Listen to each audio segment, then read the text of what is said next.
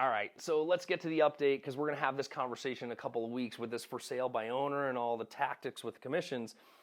I didn't know if I was going to blow my ego when I had the conversation with them, and I actually had to think about it for a day, and it gave me anxiety like big time. So what I did with this for sale by owner, I just shot him an email and say, hey, here's my consulting fee. If you want me to jump back into this with the buyer, be more than happy to help. Then there was another email that went out to him, and the conversations and the end result, which we're just about there this week, is actually pretty fascinating, where we didn't have to go back and relist the house. We are recovering the money from the first listing, and there's a few surprises that I worked in there in the conversation with the seller that you were going to absolutely love.